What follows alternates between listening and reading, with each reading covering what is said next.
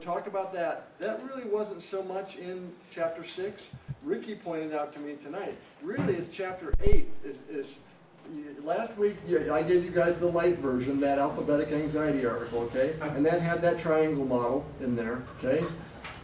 Tonight we're going to talk mostly about we're going to talk some about the whole triangle, but we'll talk a lot about that orthographic processor, that specifically. Because last week was mostly phonological, this week we're going to focus more orthographic. So number 4, the orthographic processor. Oh, I was going to say, Ricky pointed out, and I'm so glad he did, in beginning to read, and I can't encourage you guys enough to get a copy of this book. You can go on to halfpricebooks.com, you can get it for 99 cents, okay?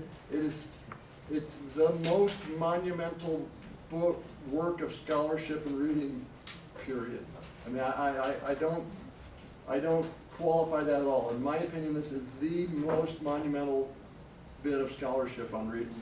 Okay, you read 2 chapters now. Maybe you get a sense of how dense packed it is. Chapter 8 is the one where she ties all the processors together: the phonological, the orthographic, contextual, all the different processors and how they work together in reading. Okay, and so we didn't include that. I'd like to have a whole class just on this book. Okay, but this class covers a lot more things, and so we can't go that deep with that. So I encourage you guys to go, get it and read chapter 8. I just want to warn that when I ordered it the first time, I ordered the right book, but the wrong book came. It had the exact same title by Marilyn Adams, and then down in the right-hand corner at the bottom it said executive summary. No, summary. Yeah. And so they screwed up, and I got a refund. But when you order, make sure you're not getting the summary. Make sure you're getting the real book. A condensed version came out, and after reading 2 chapters, maybe you understand why why the condensed one came out. I'll put chapter 8 up. I'll make a PDF out of chapter 8 and put it up. But boy, there's so much more to this book than that, and so I encourage you guys to get your own copy. You can see mine. I actually have 3 copies of this book, and I have the executive one, because I had that same problem years ago when I ordered it. I've revisited this book so many times. I first read this book in 1998, okay? I'm still, it's still revealing itself to me over so many times, and so I really hope you will. Number 5 up here, that's really about chapter 6, okay? The interletter activation energy and fluent reading. When I was doing the NIFL thing, I put that up. I'll have a little story about that later. And then number 6 also is from chapter 6 about the orthographic processing. So there's how we're going to go through it. So I'm going to start with the review, okay? So Sharon had a question. I guess I can't do this way. I got to put it on there. Sharon had a great question. You guys, I love all your questions. So she was like, we're doing the CTOF and we're learning about phonological processing. This is how I diagnose a phonological processing disorder. They're just showing 80% of kids with a reading problem have a phonological processing deficit as their core deficit. And so I got this one skimpy little test. That's it? Right? What a great question, okay? And so in the CTOP manual, it was somewhere in there. Here's what Torgerson said, Joe Torgerson. There's 4 or 5 authors. I think of CTOP as Joe Torgerson's test. He says in their tests don't diagnose, okay? And then I love this next one. Well-trained professionals do.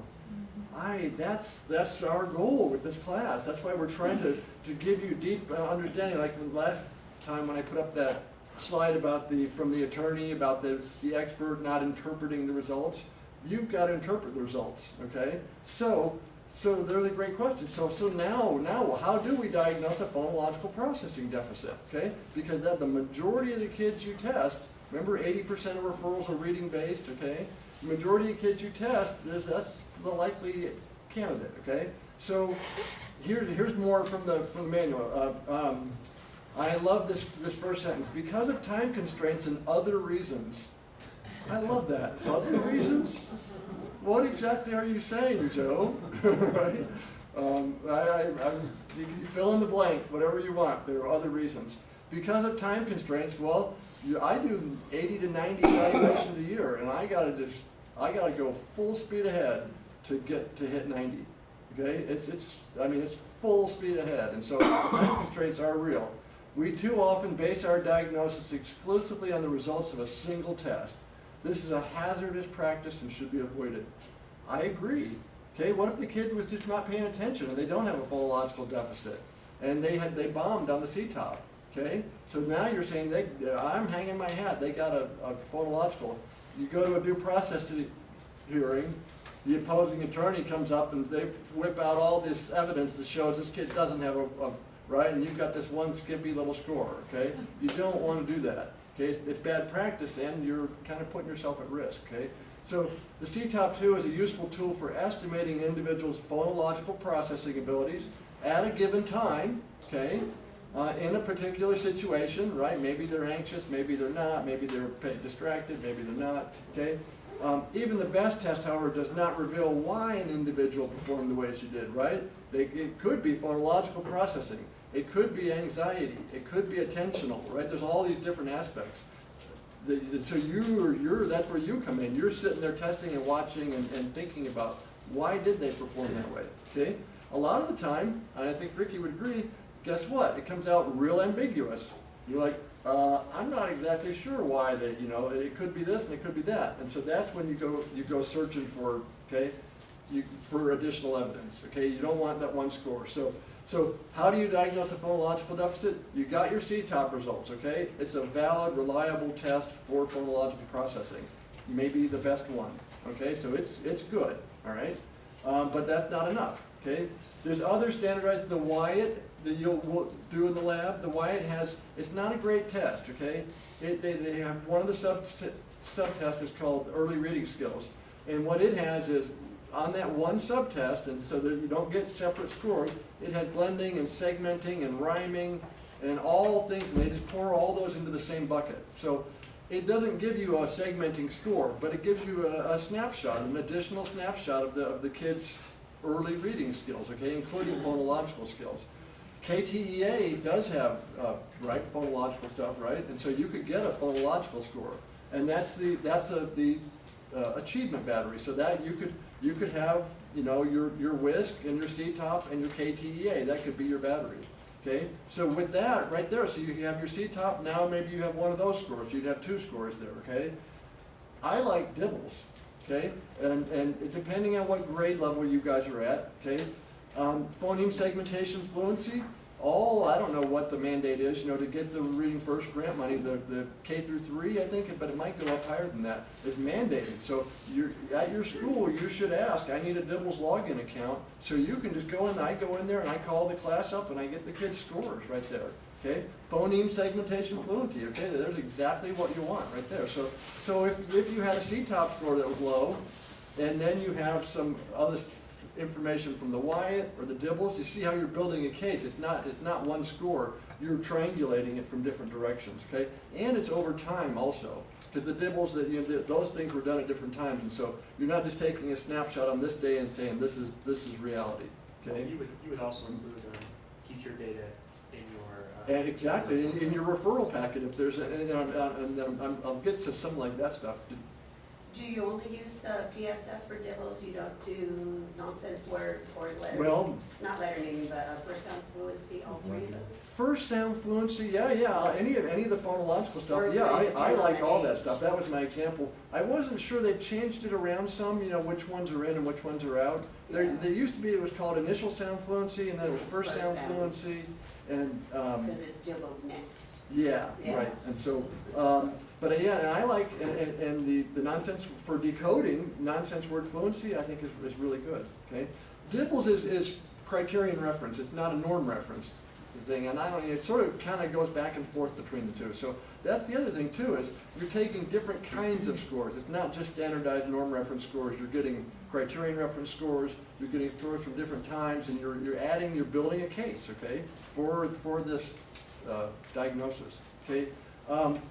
This one in later on, I don't know which class it is. One of our classes much later in the sequence, we're going to read from Nancy Mather, okay, from her book. And in that book, she has a Blackline Master for a phonological awareness screener, okay, and it's real itemized. It's got all kinds of substitution and deletion, phoneme substitution, phoneme deletion, all these. It's not just blending and segmenting, okay?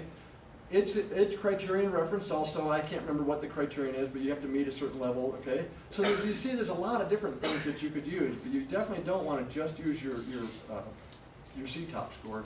Especially, I think the weakness of the CTOP is you have one blending and one segmenting, okay? And what I get a lot of the time is the kid gets low on segmenting and high on blending, so their composite score comes out exactly average.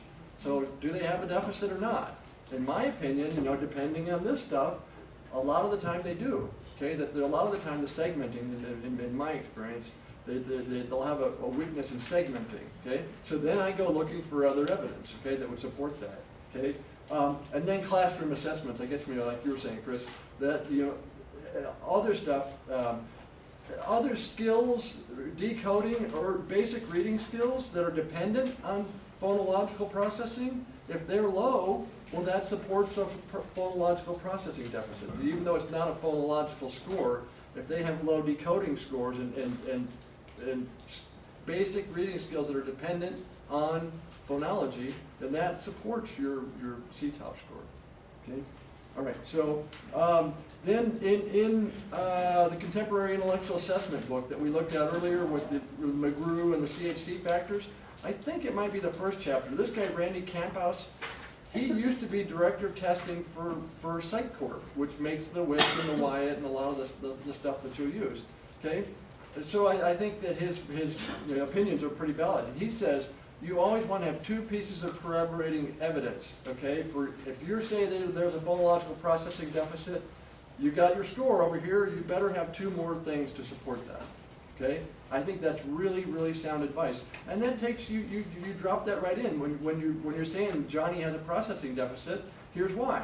Number one, number two, number three. And you say in your report the three things. If you do that and you go to due process, you are golden.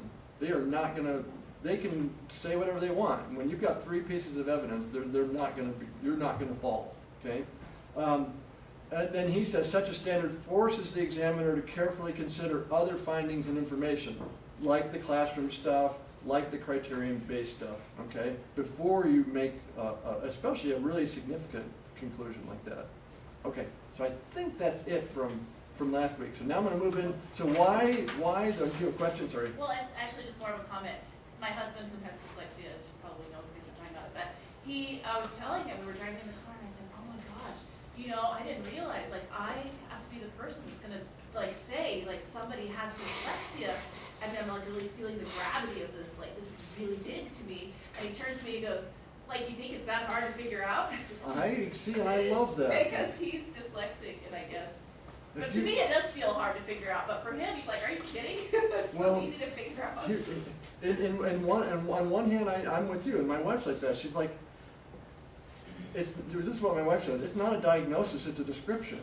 And I like that, right? And I think that there's a lot of common sense in that, and I think your husband's kind of saying the same thing, right? Back down to earth, I guess. But at the same time, you guys know I love Mark Seidenberg. That's next week. The one in this. That's when when your head's gonna explode.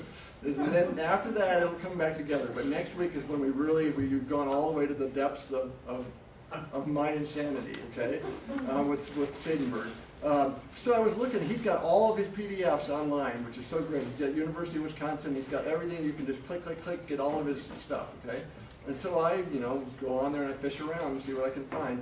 And I just came across this sentence that he said that I think applies. He goes, some students, and I couldn't agree with him more, he says they are instructional dyslexics. What does he mean? What he means is they're not actually dyslexic, but they've had such poor quality instruction that they present as if they were. They had little or no phonological training. They had little or no or incorrect decoding and code-based training, right? And so that, how do you know, their behavior, their reading behaviors look just like a dyslexic student. Does that make sense? But they're not, okay? And I think of it too as a continuum. There's kids that have a lot of the characteristics of dyslexia and are more severe. Then there's those mild kids. They're barely, maybe they've bled over more on the attention side or the language side. you think about those three things, language, ADHD, and dyslexia, they're right there. Those three circles are overlapping. So where is this kid on that, where did they fall on that Venn diagram? You get that kid who's really not very phonologically impaired, but had really terrible instruction, they're gonna present as an instructional dyslexic. And so that's where it could be challenging, I think, is where you're having to decide, and that's where the processing deficit, but, would support yes or no on there. And Could you, like if you see that instructional dyslexia, could you say, we want to give this student, like another year in their classroom and then come back? No, I'm not, no. Okay. The rule, no. I'm highly opposed to retention for a lot of reasons, because what we don't want to do is do more harm. And there's a lot of studies that show retention creates this huge psycho-emotional barrier. But the other thing is too, unless somebody suddenly trains that teacher and says, hey, by the way, teacher, you got to teach phonology and decoding and all this stuff, then he's just going to get the same instruction, and he's going to come out, he's going to be in the same place he was, except for now he hates himself and he hates school. And that's, not always. So there's that's a deeply, I've never publicly, in the public schools, used the term an instructional dyslexic, because it's an implication of, somebody's not getting the job done. And you can't say that, right? It's a political hot potato to say that. But it definitely is something to, right? Okay, so here comes my rationale. Stick with me on this because it seems like I'm going off in the rough, okay? But I'm going to build a case for why I think this parallel distributed processing model that you've never seen before and might never see again after this class is really valid and important, okay? So I read that, beginning to read, and I see somebody's got the other copy, the paperback copy of it back there. That's the more common one. This came out in 1990. And I didn't start teaching until 1996. I was out at Pine Hill, out by Gallup, okay? And you've heard the story, okay? And the kids couldn't read, I didn't know what to do. So then I started fishing around. And that was kind of before the internet, right at the beginning of the internet, right? And so, I was going to the library and finding references. And I kept seeing this title, Beginning to Read, and it was referenced everywhere. Any paper that I read that I felt like really was a good paper and was helpful, always had Marilyn Adams in there. So, but I'm poor and I'm a teacher, right? I'm living out in the sticks. So I didn't order it, okay? And I don't even know if Amazon existed in 1996, And so one day I was at the used bookstore and oh my God, what is sitting on the shelf? It's Marilyn Adams, Beginning to Read, okay? I wasn't here, I was out of state somewhere, okay? Oh my God, I was like, I found the pot of gold, So I got it, and this was like 1998, and I read it, and it blew my mind, okay? I'm like, oh my God, this is so right on. This woman really, really figured it out, okay?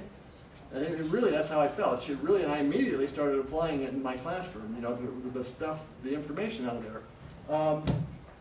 And so I started searching around. I'm like, oh man, this is it, And I'm like, hello, everybody out there, all you beginning to read people, come on over. And like, silence fell. No voice called back in reply. Okay?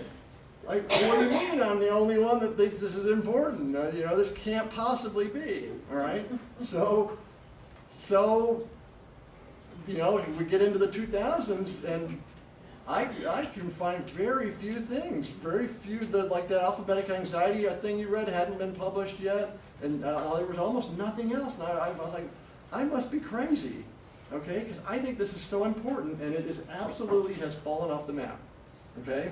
So here's now how I came out of the woods and into the fold, all right? So here goes.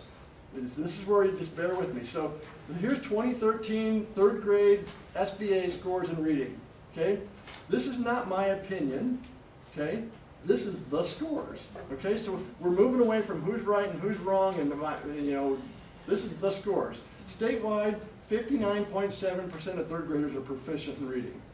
That means 40% of third graders, and 40%. That's, in anywhere but New Mexico, that's called a failing school system. Literally. Now, I'm not saying that, you know, as an exaggeration. They have a label, okay? That's a failing school system, okay? Statewide, 20% of students with disabilities, okay, the students you'll be working with, 20% are proficient in reading. That means 80% of them are not. 80%. If you don't learn to read, you know, here's a shovel. Your adult outcomes are so greatly diminished. It matters so much. You must learn to be a proficient reader. 80% of students with disabilities are not proficient in reading last year. And it gets worse, I'm sorry to say, okay? I am not picking on APS. I'm not picking on Las Cruces. It's every school district, okay? Maybe Los Alamos is slightly better, but even they're not hitting the mark, okay, fully. You know, even though every kid comes from, you know, the spawn of a PhD. Albuquerque Public Schools in 2013, 56% of students, third graders, so they were a little better, well, I'm sorry, they were a little worse than the state average, okay?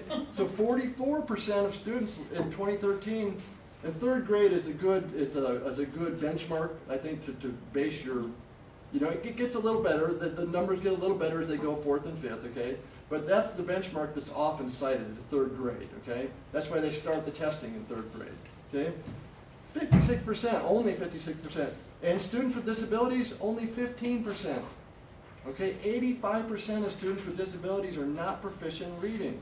Okay, well, we're doing the best we can. Okay, 85% didn't make it, you know, it's just reading. Right, so Cruces, you see the numbers, okay? You see where this is going, okay? This is not about any one school district. I just want to say that over and over again, all right? So, now, here's 2014. You can go to PED and call it. There's a spreadsheet there that has every school district in every school. It doesn't have teachers, but it has every district and every school and every grade. And has every sliced and diced every which way. So you can pull this stuff right off the PED website. Last year, it was only 52% statewide. Okay, remember in 2013 it was 59%? That's not looking right. Okay, 52%, that means 48% of students in third grade last year were not proficient in reading. And I can't prove this, but I've talked to a lot of teachers, and for third grade, in order to score proficient on the SBA, you only had to get about 55%. It's not a high mark. Okay, they're not saying you got to have 90% to be proficient. You only had to get about 50%, or between 50 and 55% correct. Okay, see what I'm saying? That's not great. Okay, so how many of our lowest third of students did we help? Anybody? If 48% of our students are not proficient in reading, how many of the bottom third did we help? Not many. That's what my title, I think. Okay, it would appear that we pulled some off the cliff with us. Okay, right? These are the real numbers. Okay, so what is possible in our schools? When I went to get my Diag license in Texas, okay, and here I got to briefly tell you, how I am with my sidebars. Margot was talking about the PED. So, but I moved my family to Texas, and we had to buy a house and get 2 jobs and enroll my daughter in school, and it was a pretty big, switch to do that. Okay, so I checked. I said, I don't want to go do this program if it's not going to meet the, because we're coming back. If it's not going to meet the New Mexico licensure requirements. So I called up to Santa Fe, and I had these talks, and everything's great. I go out there, I work for a year to get my residency, then I enroll in the program. It's a protracted process, okay? I get in the program, I get halfway through the program, and the PED changed the licensure requirements for the diagnostician thing. I'm like, uh-oh. so I call the PED, and this is what the PED said to me. Just go ahead and finish the program, and when you're done, we'll tell you if it meets our criteria or not. That's what they said. That was a little frightening, okay? But in the end, everything worked out. So when I was in Texas, I worked as a Diag. I worked as a teacher. I worked at the lowest performing school in Fort Worth ISD, which is interesting. Heidi is Santa Fe, I don't know if you guys saw the headlines, the Santa Fe superintendent is going to Fort Worth to be the superintendent.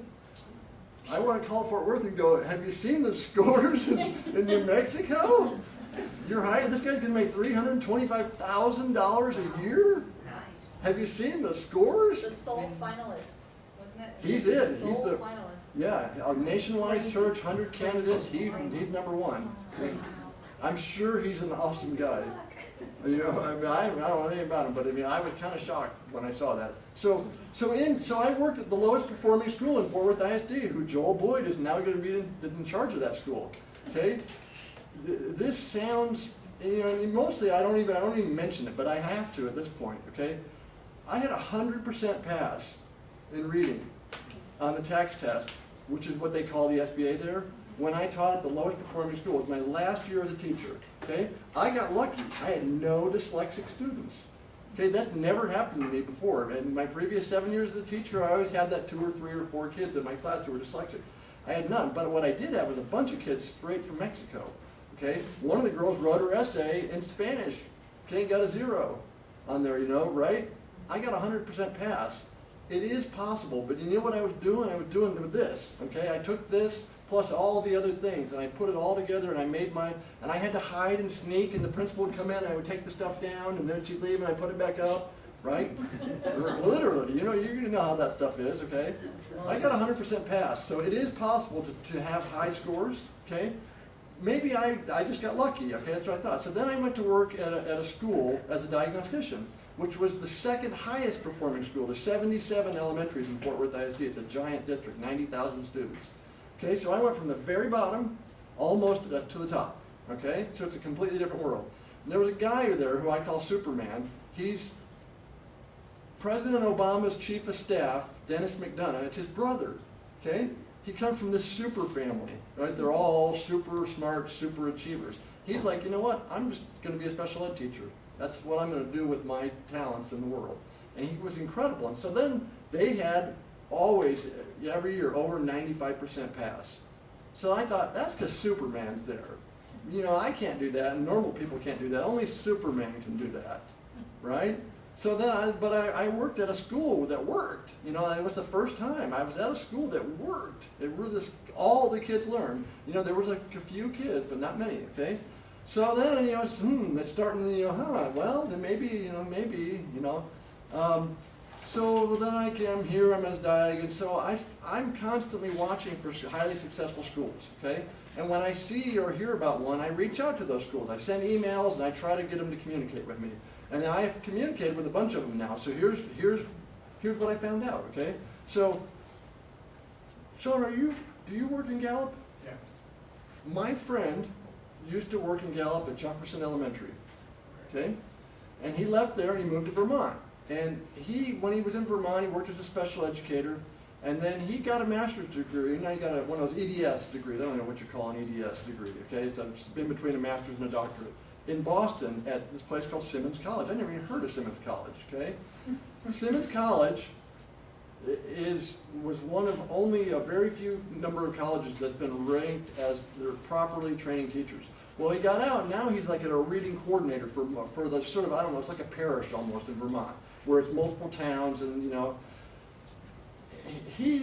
so he's got, one of his schools is now the top performing school in Vermont. Not New Mexico, not Alabama, Oklahoma, Louisiana, Vermont, right? You know what I'm saying? Vermont. It's the top school in Vermont. It's a rural school. It's not Burlington. It's not a bunch of, it's redneck Vermont. All right? It's the top performing school in Vermont. Okay? All right, so there, that's interesting, and we'll talk in a second about that, all right? I got to backtrack. So I said in here, based on scores from Vermont and New Mexico, Idaho, Washington, it appears that about 60% of students will learn to read in spite of improper instruction. Okay? I think of that as the default rate. Just lock them in the room and throw some books in there, and 6 out of 10 of them are going to learn to read. They really will. Even if you're misguiding them, if you're directing them off course, they're going to learn to read.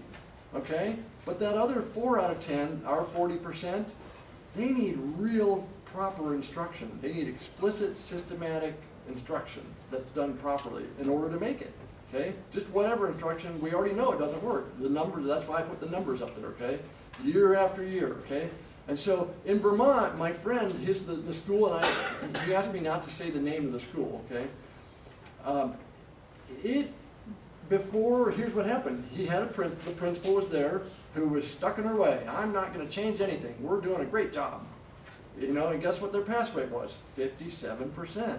Does that sound familiar? Right? Does that, those 50s up to the 60?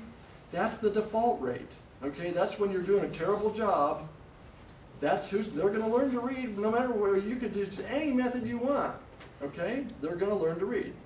Okay, that principal left, a new principal came in who was a rookie, and so he said, hey, this is my chance. And he said, I'd be glad to do this training with your staff. And she said, let's do it. Well, and I got the numbers. You'll see how they're skyrocketing. Okay, they're now the #1 school in Vermont. Okay, so then I've communicated with schools in Idaho. Okay, the school that I think is the #1 school in Idaho. Okay, Vermont and Idaho are pretty different. I believe, right? They're very different. So it's not just like, oh, it's a bunch of East Coast wealthy, privileged kids. Okay. Washington State, and I got some great stats on that, okay? Arizona, they're over 90%, okay? So now I'm seeing it across the spectrum. There's Idaho, Texas, Vermont, Washington, where they're hitting over 90%. Meanwhile, we're down here in the 50s. So I believe it's possible, and based on my personal experience, okay? So here's from this woman, Louisa Moats, which I don't believe we have any readings from her, okay? Look at this. Grade 1, 80% of reading comprehension is accounted for by word reading ability, okay? That's why the way I'm turning you the way I'm turning you. Remember, 80% of referrals are reading based, and 80% of comprehension is can you read the words. You see where we're headed? It looks to me like we need to learn a lot about how to read words.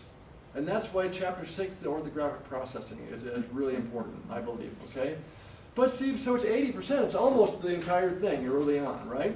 But then what? You see what's happening, it changes over time. By the time you get to 70% or 7th grade, it's only 40%. What happened in between? Okay, here's my opinion, okay, on this, based on being a teacher and being a diagnostician. The kids do eventually start to decode better, okay? They get better in their decoding, especially by 7th grade, okay? I'm working in a middle school this year. They start to close the gap on their decoding, so that word reading part is not as big of a contributor. But now what's happened, because it took them so long to close the gap in word reading, their vocabulary is behind, their fluency is behind, and it's dragging down their comprehension still. Okay? It's not the word reading that's doing it. It's the vocabulary and the fluency now at this point.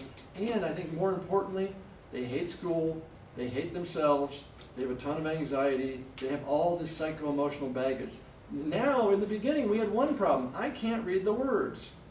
Okay? By 7th grade, I have 4 problems. Okay? I still can kind of not read the words. My fluency's bad, my vocabulary's bad, and I hate myself and I hate school. Let's fix it when we have 1 problem, not when we have 4 or 5, right? You see the difference? And so, yeah, word reading is still only 40%, but does that mean those kids have hit grade level? No, not at all. They're not anywhere close. But what's happened is now it's a 4-headed monster instead of 1, okay? So keep that in mind. So here's an example from Kennewick School District in Washington, okay, in Washington State. So they had, the school board went to this school district way back, you can see in '95, they went to them and said, hey, by the way, everybody, does this number look familiar? 57%.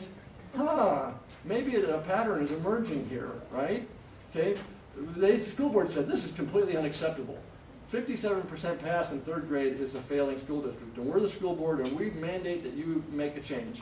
So here's each year's scores, okay, as you go over time, and I like this how longitudinal it is. It wasn't a one-off, that there was some real charismatic person who hit a home run, okay? It was systematic, okay? So watch what happens on this, okay? So here's the baseline year, there's our magic number, our default number, okay? So here, this is where they just focus on we're just at third grade. They want third grade to be better, man. We're going to pour everything we got into third grade. Third grade gets everything. And they tried and they did everything for third grade, and it went up to 72%. Okay? Because the problem is before third grade. You see that? Because we didn't do those foundational skills. We didn't do phonemic awareness. We didn't do decoding properly in phonics.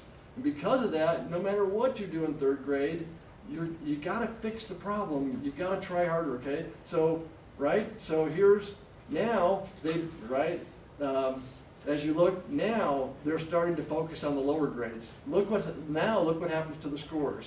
Okay? When they said, all right, we got to fix this problem down the line. Okay? Look what's happened down here. You see these numbers? This is not a lie. Okay? 90, right? 94, 96, 99, 94, 98, 99. These are real numbers, okay, from their state testing. It's completely possible to have at least 90%. And we should, and I'm hoping that you're going to be part of the agent of change on this, okay? All right, so there's the numbers, okay? So look at this. So there, what a lot of people go, oh, well, Washington Elementary must be full of rich kids. There's no ESL kids. They're rich kids. They come to school with bows in their hair, okay? Look at here's Washington, 54% free and reduced lunch. That's a Title I school, okay? That's a Title I school, and there's, right, the percent at grade level in 2003, 94%. If they can do it, right? That's a Title I school. If they can do it, we can do it, all right? So here's here's Vermont, okay? Here's my friend's school. Here's where, where the principal of the last year of the old principal. Does that number look familiar, right? Just below 60, right? Okay? And now in 2012-13, you look where they're at, 88%. 88% pass. He didn't come in there with $1 million. There was no, all he did was train the staff and get a principal that truly was the instructional leader. Okay, and who understood, I'm not the business leader of the school. My number one job as a principal, I'm the instructional leader of the school. And so I'm going to lead. All right? And there you go. Okay? And here's what I like this one too. So here, this is, they have the advanced level. You're not just proficient, but you're advanced. Or they have you're not just missing it, but you're at the way in the gutter. Okay? So look what happened here. Over time, this gold line, these are the kids that are extra low. Look what happened. They went basically down to 0%. All right? And then the kids who are extra proficient, they went way up. So that type of instruction is not just helping the low kids. The high kids are benefiting too. There are even more kids that are extra high. Okay? All right, so, I think I've said this before. Why 90%? That's what my goal is, 90% proficiency, okay? So, Mark Seidenberg says about a third of dyslexics are, even with great instruction, they're still not going to be proficient readers, okay? So, about 15% of the population is dyslexic, so a third of that is 5%, right? That's clear math, okay?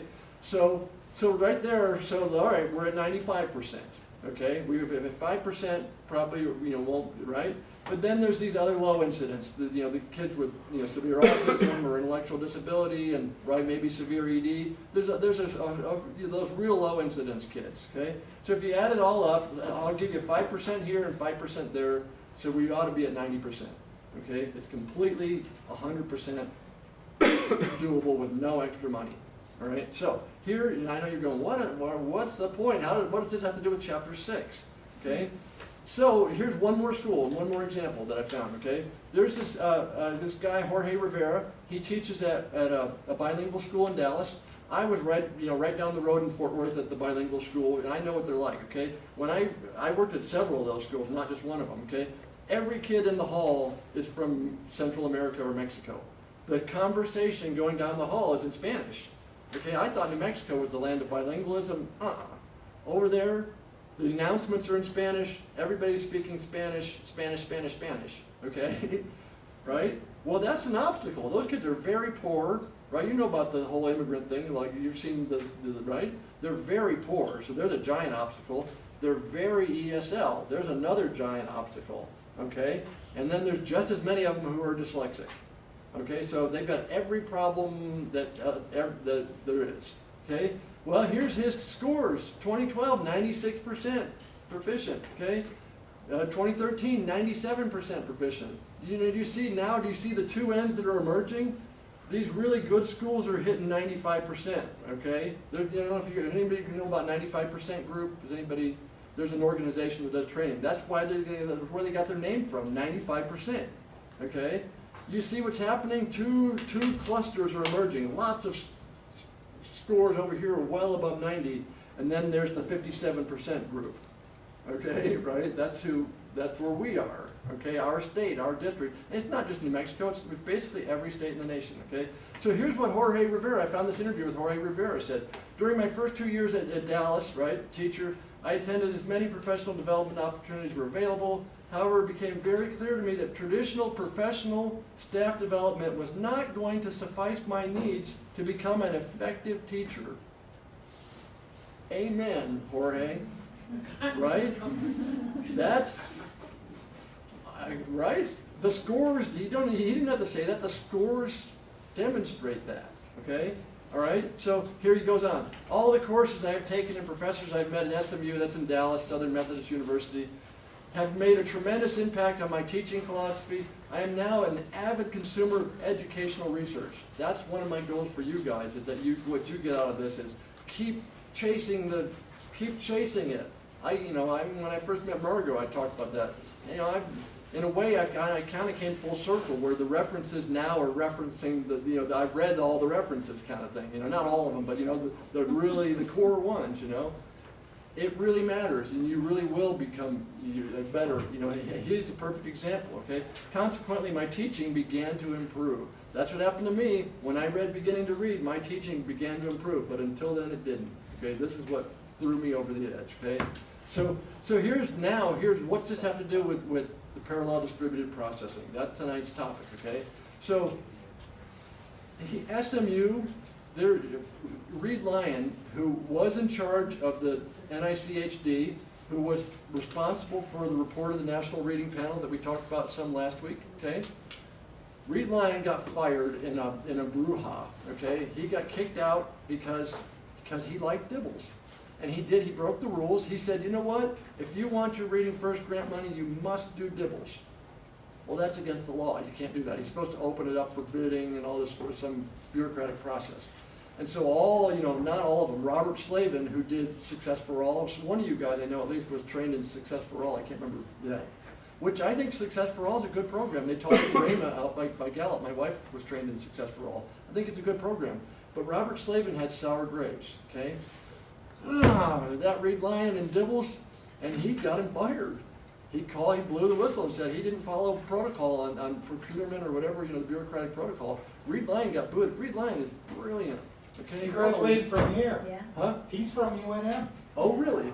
You're I didn't know connected that. to the special program. The person I did my program with, the main person, Billy Watson, was his, I think, PhD advisor. Oh, really? I have no idea. Well, there you go. So Reed Lyon, he's out of a job. And so he somehow landed in Dallas. And he started up some kind of little think tank or something there. He had a little business.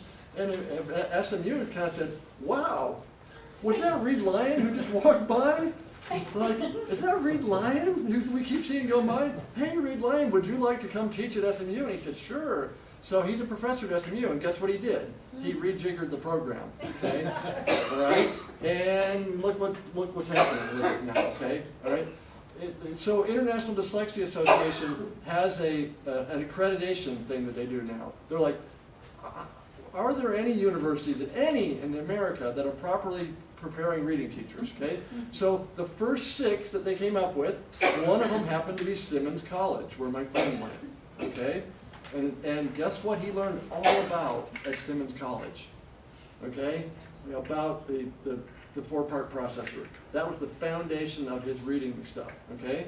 Well, Reed Lyon, so that now there's 16. SMU got, in the last wave, SMU, where Reed Lyon is, got accredited by the International Dyslexia Association, is this school is properly preparing reading teachers. And I believe Jorge Rivera's numbers would support that, okay? Reed Lyon's there. So Louisa Moats wrote the standards that the Dyslexia Association uses, okay? She made the standards that they're applying, and they're going around saying, are any colleges doing it right? Louisa Moats and Reed Lyon are like this. They were together at NICHD and the report of the National Reading Panel, okay? They're now, there's no difference, okay, between what they say on how to teach reading. So, and what does Louisa Moats emphasize? She has this program that okay, is called Letters, okay? So, there's Louisa Moats and Reed Lyon, okay? So Louisa Moats down here, she put out this program called Letters. Any of you been Letters trained yet? Okay, Letters training, the first, what Louisa Moats did, she wrote a book called Speech to Print, which is an incredible book, okay? Speech to Print, but it's like a brick wall. If you think this book is dense packed with information, Speech to Print makes this seem It's been on my bedside table for probably 5 years. Right. I'm only halfway through. Yeah, Because I keep going back and reading it over the month. Well, so what she did is she took Speech to Print and she chopped it up into 12 books instead of one, okay?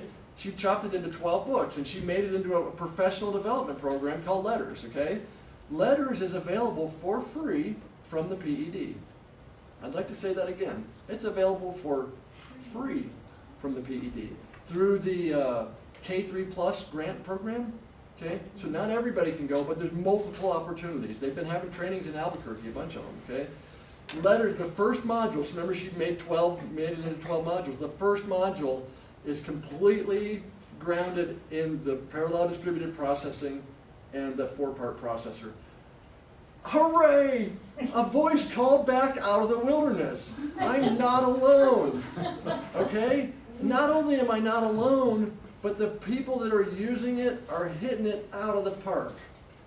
Do you see now, there's my rationale for why we're going to learn about the 4-part processor. Because every one of those schools, the Vermont and Idaho, the teacher, they got Letters trained, okay? At Jorge Rivera, he's with Reed Lyon, okay? There you go. I'm seeing it over and over again. The schools that are using that, this is not a curriculum. What it is, this is the knowledge you should have learned about how to teach reading, okay? All right, there's my rationale for the, it's not my opinion, the scores speak for themselves in my opinion, all right? All right, so here's the letter training, okay? The highest performing school in Vermont has it, the highest performing school in Idaho has it, Jorge Rivera through Reed Lyon has it, okay? You see what's happening there? These patterns are emerging. For me, what this is, a blueprint for successful readers is emerging at this point. Okay, not 57%, 95%, okay? All right, so there's the National Council on Teacher Quality. They come around to all the states and they evaluate. How are you states doing? And what they're basing it on is the report of the National Reading Panel. Are you aligning your preparation for your teachers with the report of the National Reading Panel?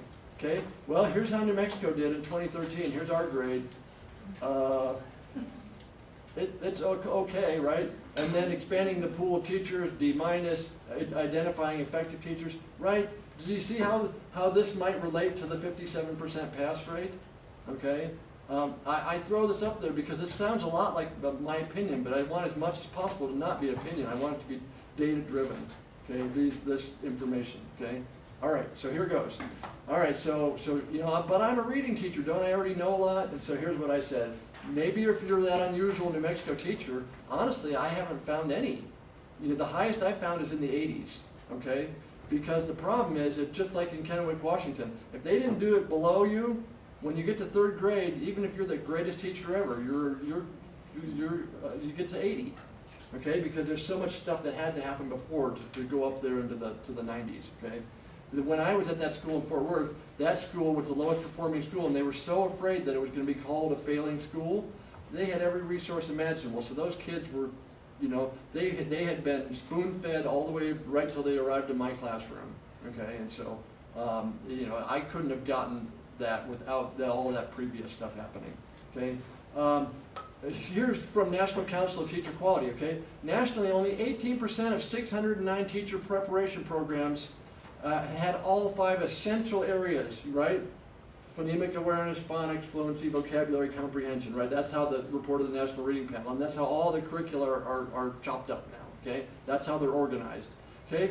Only 18% actually covered all 5 areas. Okay, what I like to call this is kind of like your vital organs.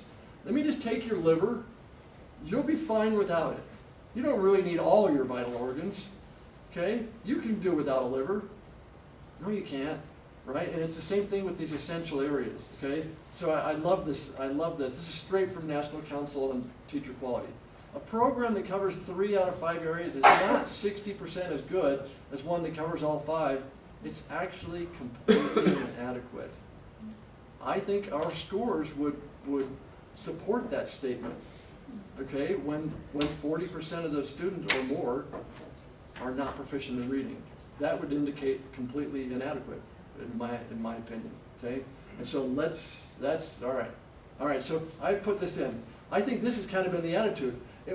We're just going to keep doing the same thing, but we just got to do it better with more vigor. Okay, we just haven't been flapping them hard enough. No, we're flapping them wrong. Is it right? That's right. That's my opinion on this. Okay. If we keep doing the same thing but just do it more, we're just gonna. Isn't that the whole Einstein, the definition of insanity, right? Thing, right? Okay. All right. So here goes. Now we're gonna finally go in. Whew, that was a long, my long rationale for why we're learning about the triangle model. Okay. All right. So. Yeah, I think we need to really understand how we read words. Remember, because 80% of that, early on, 80% of my comprehension is about can I read the words. Okay, even later it's 40% still. Okay, so right, I need to learn how do you, because you're the educational diagnostician. Okay, educational. You need to understand the educational side, not just the cognitive side. You're making the educational diagnosis. Okay. So I believe we have to go back to that side, right? We're crossing back and forth between cognitive and academic, okay, the whole time, okay? So first I'm going to learn what is it, how do typical readers learn, and then what's different about disabled readers. That's tonight, okay, what we're going to talk about. I hope I can get through it. So here, I just want to point this out again. I love Hollis Scarborough's model, okay? I like this. Remember last week in Marilyn Adams she talked about controlled processing versus automatic processing? Well, what we were hoping is these things, the decoding and the phonology, that stuff becomes more automatic, because we don't want to have to divert our attention to that level. Because the goal of reading is comprehension, right? That's our whole goal. We can't forget that. But if we're having to continuously divert our attention down to these levels, okay, instead of these being automatic, up here though, comprehension, you use strategies for comprehension, right? Go when you take the GRE and you get your Kaplan book, right? They're the same strategies that the kids use that you teach in 4th grade, okay? It's those same strategies. And so the comprehension and this stuff, it gets more and more strategic over time. But what has to happen is this stuff needs to get more and more automatic, okay? And so that's what we'll talk about. So how do those things become automatic, right? And that's what what chapter 6 talks about, okay? I believe that the teacher preparation programs, diagnostician programs, we're just going to skip talking about how the brain works. It's not, you don't really need to know anything about that. How did that get accepted, right? That's what you learn with. Okay, if we don't have an understanding of how we learn with our brain, we don't have to know, cell biology, but the processes and the functions, okay? So if we don't understand those basic principles, I believe that the foundation of the whole thing we don't understand, and that's not the way to go in my opinion. Okay, so here, Marilyn Adams said this. I believe that she's wrong. Okay, she says that it's the most widely accepted model. Well, none of you had ever heard of it before. All right, before this class, and so I believe that it is the most valid model, but it's been lurking in the distance for a long time. Okay. These guys, McClellan and Rumelhart and Seidenberg, they're the primary ones. They did all this stuff at Stanford on, sort of artificial intelligence sort of stuff. They did computer models of learning. A lot of language learning and about word, like vocabulary learning and language and decoding and word reading. Okay, if you go, McClellan has all of his PDFs. I don't know, hundreds of them. Anything he's ever written is available. You just click, click, click, and it's right there. You don't have to search anywhere, no database, nothing. Just go to his site, James McClellan at Stanford, and then Mark Seidenberg also at University of Wisconsin. 100% of their work is available. I like that, okay, so it's not difficult to access the stuff, okay? So they're the ones responsible. So, all right, this should look familiar from last week, okay, right? There's this 4-part processor. Here's I think the important part. The automatic, fluent reading all of these processors are working, they're contributing, and they're interacting with each other simultaneously. That's why it's parallel. Okay, it's not one then the other, it's not in serial, it's parallel. All of them are firing. However, there has to be a first step, right? Okay, and the first step is always the visual input. That's what ignites the whole process, okay? Because it's the letters on the page that get the whole thing whirring and up to speed. Okay, and so we're going to focus a lot. Last time we talked about the phonological stuff. Tonight we're going to talk about the orthographic processor. Okay, so I just kind of made this like her. Remember, she had the cat example last week. Okay, so when here's the sentence. He wore a HAT on his head. Okay, so here's how I interpret this. The orthographic processor kicks in first. Okay, so there's the letters HAT. So H and all things, any orthographic pattern that shares those same letters, H and A and T, and that shares those, they're going to get partially activated by the sight of HAT, because I'm seeing an H and an A and a T. So there's a lot of things that get partial activation, okay? Okay, same thing happens up here. I'm not reading this in a vacuum. There's context, okay? So all sorts of contextual stuff gets activated also, okay? So there's all sorts of things like hats. I just tried to make a list, a scarf and a wig and a turban and a helmet and anything I could think of that was sort of hat-like, okay?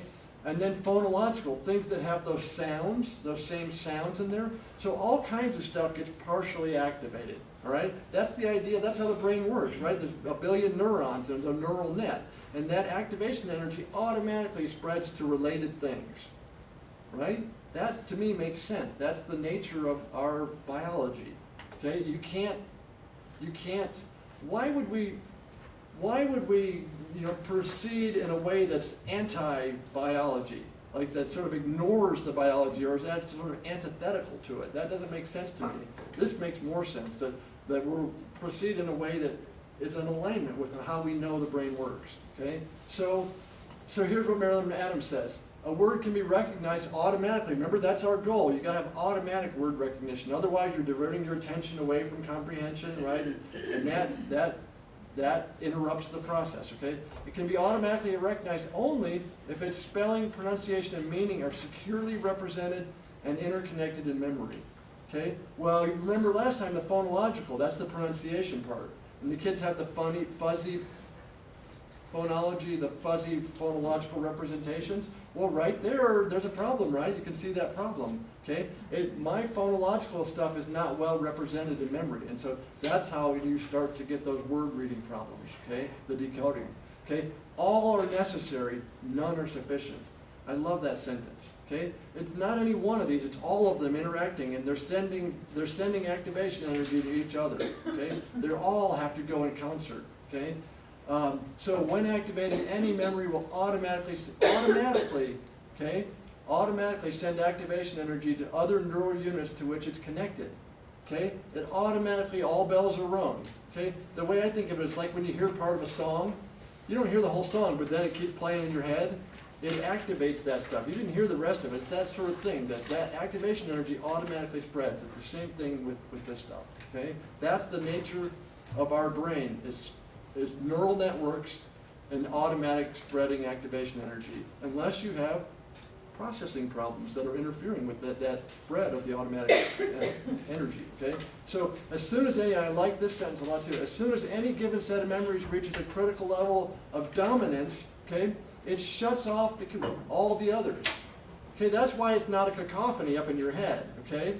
Once one thing hits that critical level, it might be the wrong thing, for those kids that miscall the words. Once it hits a critical level of activation dominance, the brain shuts off the other ones. Okay, all those things that were primed and about to go, they get shut off. And so you see those kids when they miscall that word, when they say "and" every time they see the word "the," it's been wired up wrong in their head. Okay, I think that's to me that's one of the operating principles of our brain. And you have to understand those to be a good diagnostician, okay? So she says, provided though, that shutting off the others, provided that in the recognition, provided that all the processors respond and agree, okay?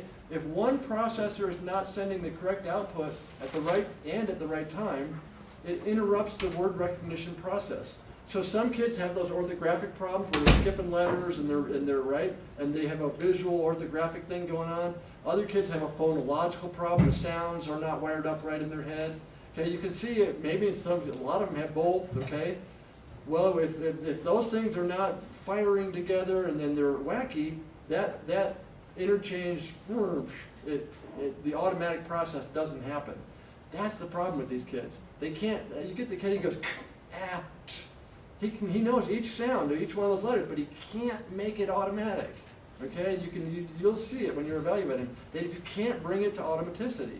And that's really why this resonated to me, because I thought that's the problem. They can get so far, but switching to automaticity is the part that they can't do, okay? Okay, so here's my thing. So I say, a hole anywhere in an inner tube, the whole tire goes flat. It's not just this one little part that goes flat. That's how I think of that triangle model. If you have a processing weakness in one of those areas, it's going to affect the whole thing, okay? And I believe the kids' behavior in the classroom demonstrates that. Okay, all right. The activation energy automatically spreads to those related concepts. We talked about that. All bells are rung. Okay, that's in a minute maybe I'll get to that and where that came from. All four processors are simultaneously sending and receiving excitatory and inhibitory activation energy. Okay, they're saying yes and no at the same time. There's some things that are getting shut down and other things are getting turned up automatically. That's the fundamental nature of the neural networks and how our brain processes information. I believe, so much of this class is about processing and processing deficits that we really need to take it down to that level and understand it at that level, okay? I've had this, you'll get tired of seeing this, Hebb's rule, okay? Cells that fire together wire together. Remember that Marilyn Adams said they had to fire at the right time? The timing, so this kid with the processing speed, any of those, processing speed, orthographic processing, phonological processing, when one of those is gummed up, you're not firing at the right speed or in the right time. And then, if they're not firing together, they're not wiring together. If they're not wiring together, we're not making the proper neural network. And so they wire up some kind of neural network, but it's a wacky one. And so when they get that input, that wacky one fires. And that's why one time they call the word this way, and another time they call the word that way. Right? You know what I'm talking about. They see the same word and they say it different, and right? They have their neural networks are not properly wired. Okay? The reason they're not properly wired is because of Hebb's rule, in my opinion. Okay? And so that's our goal, like Paula Talal with Fast Forward, where she was trying to clean up the phonological processor for those kids. Okay?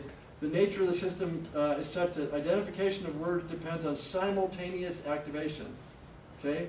Right? Because together, that means simultaneous, of the units corresponding to orthographic and phonological. Okay, there's the problem right there, in my opinion, for so many of these kids. They have one or both of those processing deficits, and they're not firing together, and they're not wiring up the neural networks properly. Okay? All four processors are going simultaneously. The brain is right, is maybe the most complex thing in the whole world, right? But what's it made of? Single cells. It's made of billions of the most simple things. Okay? You take very simple units and you take billions of them and you wire them all together and you make this super complex thing. Okay? So Seidenberg, these guys, they said, all right, we got this great theory, and we're gonna do reading studies with kids and see how their results are, real world classroom studies, and then we're gonna do computer models and we're gonna compare them. The good thing about the computer models, computers don't have anxiety or fatigue or motivation problems. You can isolate exactly, I'm gonna change this one factor on my model, and I'm gonna see what happens. Okay, that's what the PDP, what these guys, their computer model, that's really handy. You can't do that with a kid, right? There's so many factors going on. You can't isolate anything. There's 20 different things going on at once. And so I really like this, and they've gotten some real interesting results. Next week we'll talk in depth about one of that paper, that Seidenberg paper, about when they model these interventions, okay, what happens then, okay? Okay, so here's how orthographic processing works, okay? So for the skilled reader, meaning is effortlessly and automatically driven by orthographic processing. This is from Marilyn Adams. Okay? Meaning, that's our goal, right? That's always our goal in reading. It's the meaning. We're trying to get to meaning. Okay? But to get there, we got to go through these processors. Okay? To get to automatic, we got to go through these other things. All right?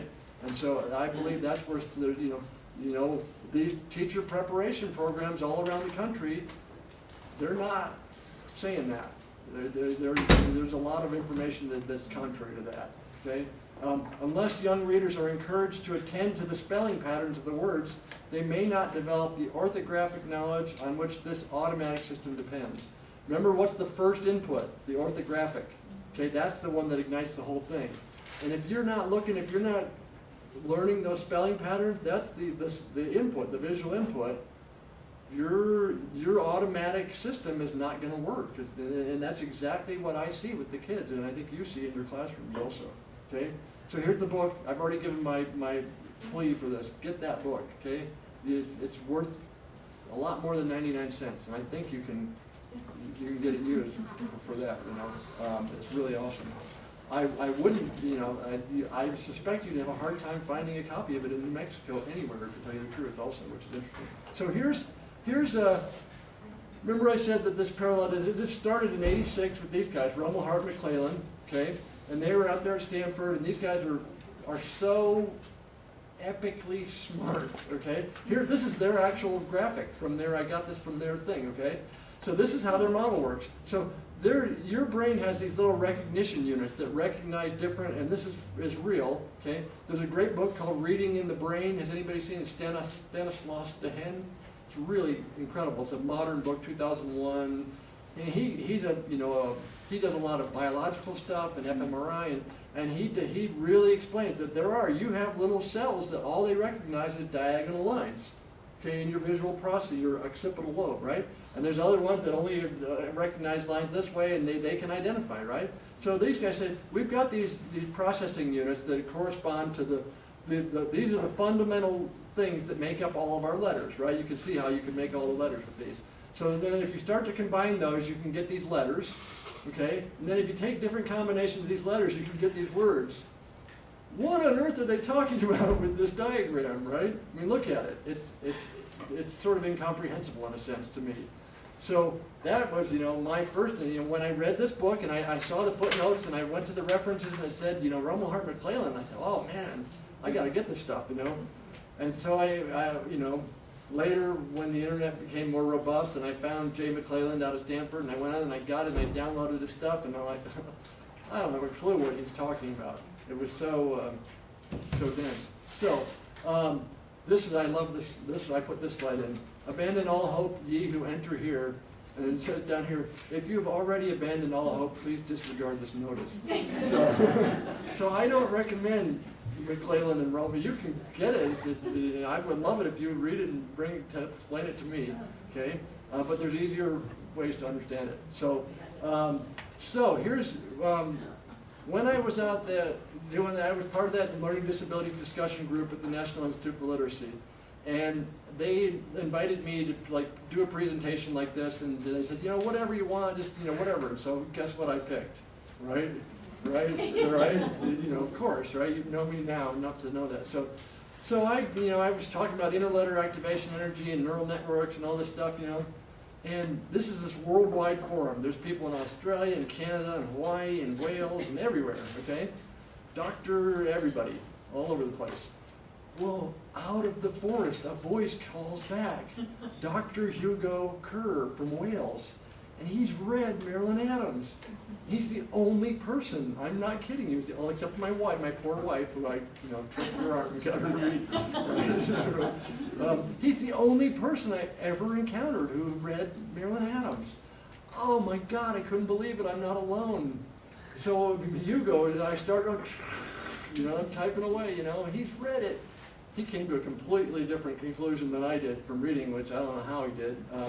So he was kind of like me. Wow, there's somebody out there who read Marilyn Adams. And so he shared this anecdote with me. He goes to a conference over there in Europe somewhere. Marilyn Adams is the speaker, and he's like, wow, it's Marilyn Adams. So he goes to the conference, and he said at the intermission he goes to the restroom, and he said he comes out, and there was Marilyn Adams standing right there, and he's from Wales, okay, and he referred to her as the great lady. He goes, the great lady was standing there, right? And that's kind of how I feel about it, right? About her scholarship. It's really amazing. So this is what she says in the footnotes in that chapter, in chapter 6. For a more formal and complete, but relatively readable theoretical overview, that's where she says, go, she gives the reference, okay, for Rommel Hart McClellan, right? This is the smartest person in the world saying this, they're like, and relatively readable, all right? But then she goes on, and then there's the next reference as she proceeds. For a more formal and disciplined discussion, and that's how I would describe those guys, their work. And so, all right, so that's it for my anecdote. So here's, it didn't stop though, okay? So I'm searching around, and boy, now I'm coming across tons of this stuff. This parallel distributed processing model. Microsoft is doing tons of stuff because they're doing all this word recognition software, and they're trying to, get the computers to do all this stuff for us, right? Well, so they hired this guy who's from UT Austin, a PhD in reading, okay? And guess what he said? He said, gee, guys, I think we need to do the parallel distributed processing model, okay? And, Microsoft's not fooling around, right? I mean, they're for real. They got the money, and they're getting the really good people, all right? I believe that, okay? And look at his model, though. I love his model. It's the same model as Rommel Hart McClellan's, but look how much more readable his is, okay? His model makes so much more sense to me, okay? And so there's more people doing that stuff. Although I have to say, when you put up that graphic of theirs, it just made that really dense, 5, 6, 7 pages that we had to read Right? become Well, clear. I'm glad. I was hoping it would. Yeah. With all the Good. lines and diet here. Yeah, how the interconnected stuff, right? Okay, so it's not, it's branching out, okay? And there's more. New York Times last year had a thing about, quote, artificial intelligence, and they were all gushing about, oh, they've got it and they're really doing it. And I excitedly opened it up, and guess what it was? It was parallel distributed processing from 1986. I'm like, how can this possibly be on the front page of the New York Times in 2015 or 2014 then, But, so here's an example that I think that demonstrates, this is for a real world example from testing a kid, that demonstrates that automatic spreading of activation energy, okay? But not in a good way, okay? So the word on the page is lim, okay? And the student says clim, okay? And so to me what this shows is that the word climb got activated in that kid's head. The word climb's not on the page, right? So they say clim, because look, the CL's not even in that word, right? Why would they say clim unless climb was a familiar word to them, right? But because their orthography and their phonology stuff is, not wired up real well, okay? They said clim. So they're getting a little of this and a little of that. You can see that spreading activation energy, but what came out was wacky. To me, that perfectly embodies the nature of a reading disability, okay? And that fundamental level, how those things are not wired. I want you guys to understand that. You're the interpreter. You've got to explain the reading disability to the mom and dad and to the kid and to the IEP committee, okay? I believe that sort of example illustrates it. Okay, so what questions based on the 4-part processor? What learning activities are needed to facilitate the connection of the 4 processors into the automatic neural network needed for skilled reading? Isn't that the question? Okay, if the 4-part processor model is valid, I believe it is, and there's a lot of scores to support that and experiments and stuff, okay? So what I believe, so we need to work on, well, what are the 4 parts? You see what I mean? It's really those 3 processors. There's the orthographic processor. Are they processing orthographically correctly and speedily enough? Well, now the new test, the KABC, KTEA, sorry, has an orthographic processing score, that it yields a score, okay? And so you can get an orthographic processing score, and you can get information about from spelling, and there's different ways you can generate and we'll talk about that some. You can generate an orthographic processing score, okay? And you get information. All right, so that's one. How about phonologically? Well, you're going to evaluate phonology also, okay? I believe what happens, you know, that context processor, you know, the kids when they become, and you know, I'm gonna run out of time tonight, you'll see, and then I thought, I can't put any more slides in. Marilyn Adams has a thing in here in the book where she talks about what the problem is, that contextual processor becomes the dominant processor, right? But it's the least accurate one of all, right? There's so many words that mean the same thing, leap and jump, right? You see what I'm saying? You can put a different word in and it matches the context, but it sure didn't match the letters or the phonology, right? Right? And what the kids happen is, you see this, when these processors down here aren't working right, the orthographic or phonological or bold, then they're just hanging on for dear life onto context. Okay, and that contextual processor becomes the dominant one. But it's for words to become automatically, to switch over to automaticity, it has to go through the orthography. Okay, you can your kid, you can remember words logographically where you don't even know the letters inside, but you just know that chunk says something, okay? You can recognize things logographically. It's extremely inefficient, and there's a real cap on how many words. They say, you know, maybe 5,000 words you can learn that way, okay? There's a lot more words in the English language than 5,000 words, okay? That gets you up to about a second grade reading level, okay? And so, you see, so you can recognize words logographically, but the way that you need to become a fluent reader and a fluent comprehender is you need to recognize them. They need to switch to automaticity through the orthography, through each letter in the word becoming linked together. Okay, and so you see what I'm saying. So you're right there. There's what I need to look at: the orthographic processor, the phonological processor. I think a lot of it. You know, the meaning processor. Kids that have language processing problems, okay? I think that can be, that, and the Wyatt and the KTA, and they do assess language some, okay? What processing deficits in reading disabled students interfere with the four-part processor? We just talked about that, right? Orthographic processing, phonological processing, different things, okay? So to me, there it is. There's the definition of being a diagnostician in a sense, Like, what are the activities that are gonna make the four-part processor work properly, and what are the processing deficits that are interfering with those processors? Okay. So here, I made this list. Phonological processing. Okay. We've talked a lot about that, how the fuzzy representation of the sounds. One time the sound's over on this side, and another time it's on this side, and it's kind of it's moving around. Remember on those videos we saw, you could see that jitter, she called it, in the graphs. Okay. It's not a stable representation of that sound in that kid's head, okay? Orthographic processing, the kids they're not clearly, quickly, and accurately processing all the letters in the word, okay?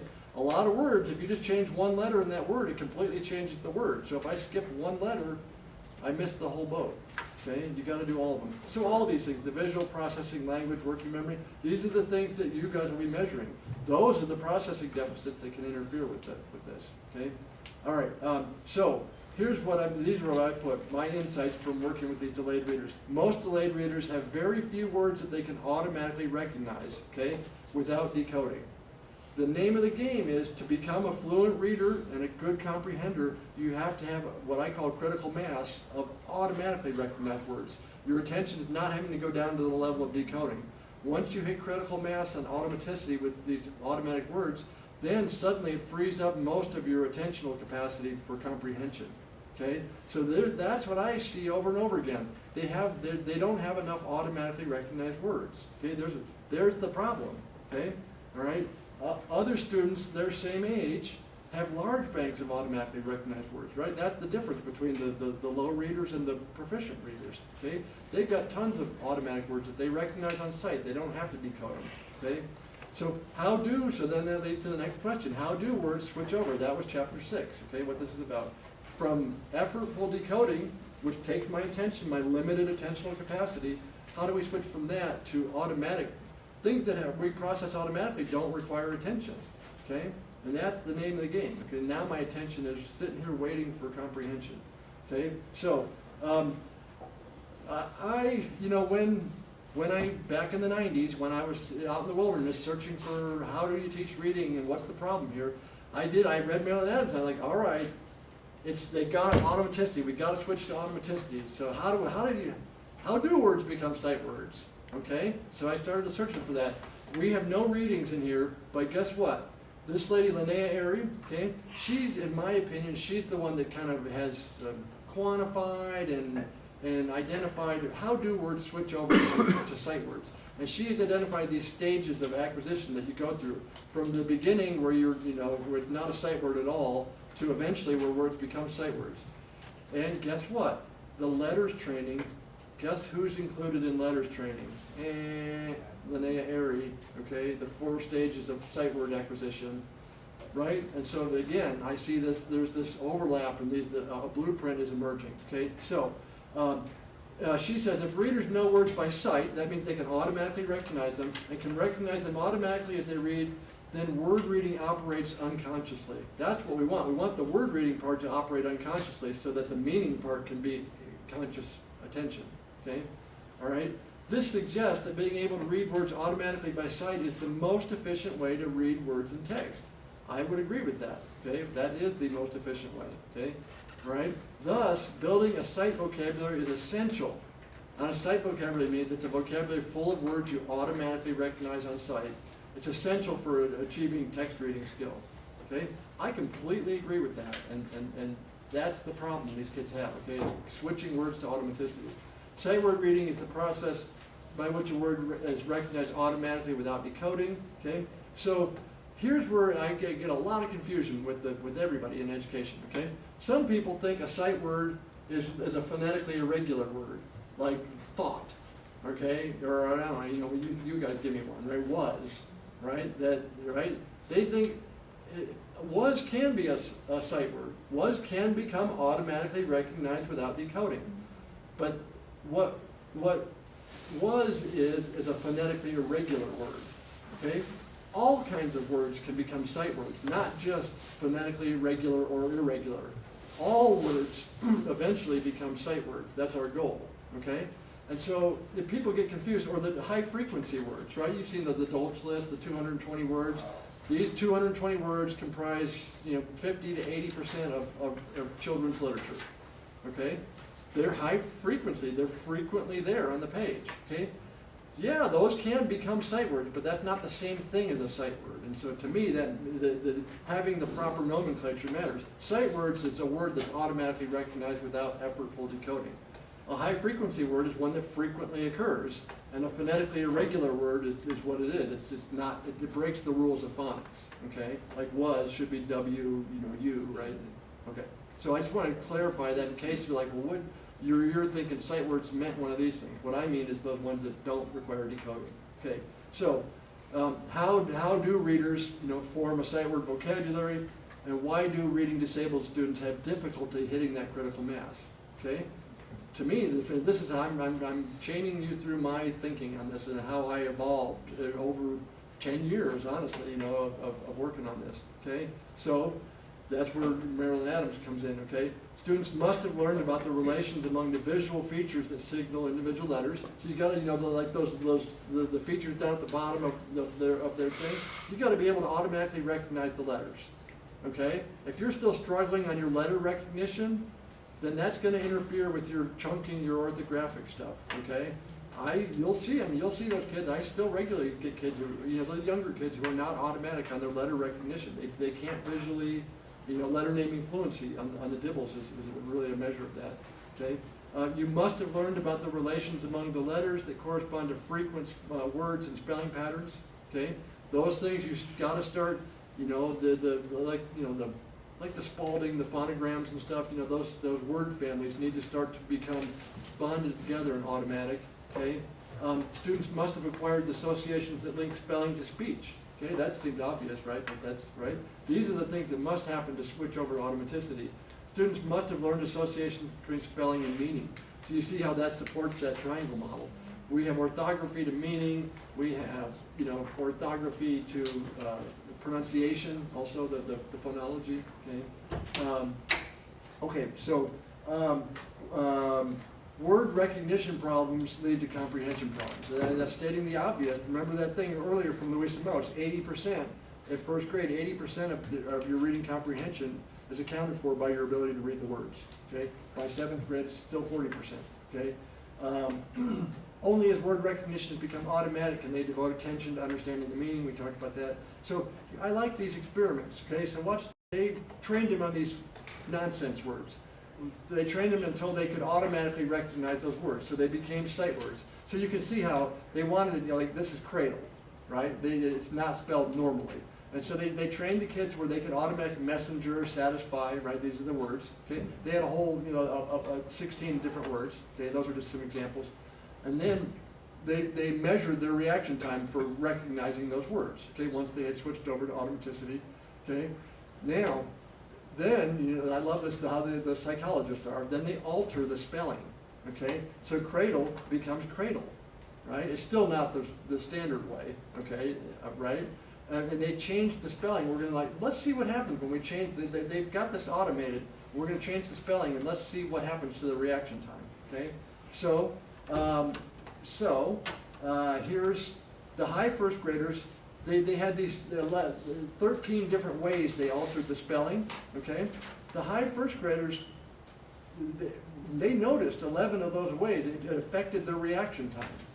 Okay, so that, you know what that says to me? They're aware of the letters. When I change the letters, they're like, wait a minute, what happened here?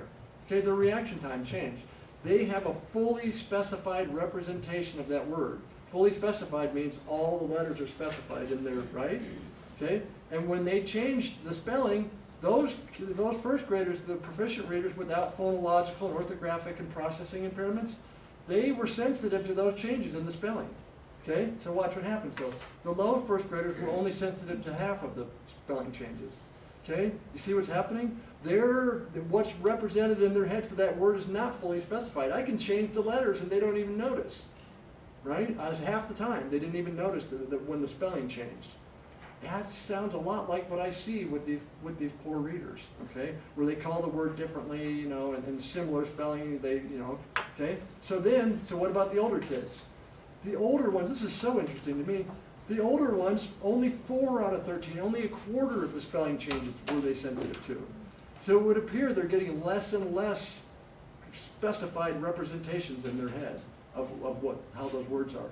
Or this could be because they got anxiety and all that pollution. Remember I was talking about all that stuff? Now I have 4 problems instead of 1, okay, because I'm older and I've got all that stuff going on, okay? Right there, okay? It matters. The spelling matters. The orthographic processing, it matters. And I think this is good evidence to show that. Okay.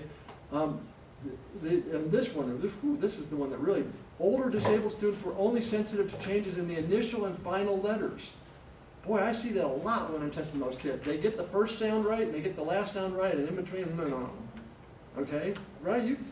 It's those middle. In the middle is usually where the vowels are, and that's the ambiguity in the spelling code, right? Usually. Right? But look, that's something that's like somebody erased the middle of the word. They're not fully specifying that. And if you don't fully specify it, that word's not going to become wired together properly. Instead, it gets wired into some wacky network. Right? This letter and this letter, who aren't next to each other, get wired up. And right? If you're processing it like that, you can see how that leads to, it's not going to become a proper automatic word. Especially, too, one time they see this letter and this letter, another time they see this letter and that letter, right? It's a moving target. And so they're not getting these robust, well-represented things represented, okay? This is how you get sight words, okay? Poor readers seem to have a problem with their sensitivity to the individual letters in the word. Okay, now, right here, what should I say about instruction in my report? We need to focus on the individual letters in the word, right? That, to me, there's all this evidence that shows that. And so these theories of reading that say whole, anything with whole, does that sound like I'm focusing on the individual letters? Right? See how that's antithetical to the way our brain processes this and how words switch over to automaticity. Okay? That's why I believe, and 57% pass, okay?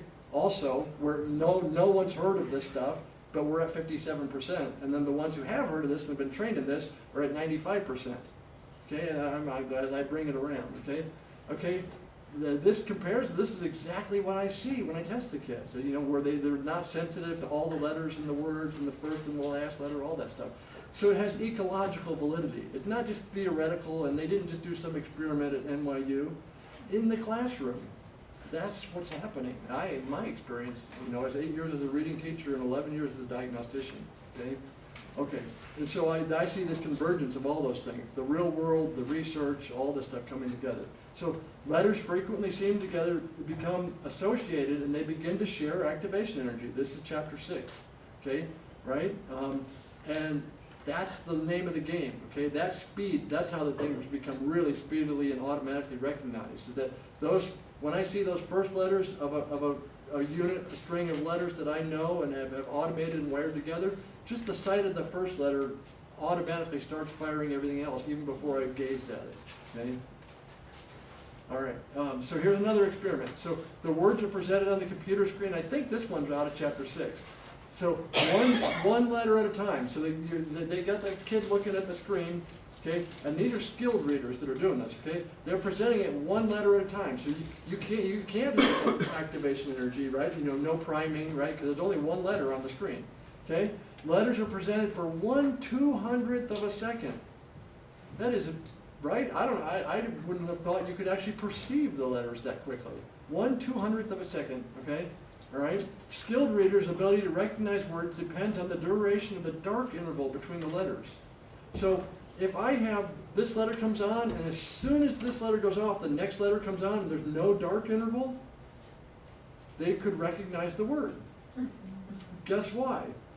Because the interletter activation shared energy, right? Does that make sense? But if I have a dark, and remember Hebb's rule, cells that fire together, wire together, if we throw a dark interval in between the two presentations, then it's not they're not together, right? The together is gone, and that activation energy can't spread, and then they don't recognize the words, okay? So it says, with no dark interval between the letters, the word is recognized, okay?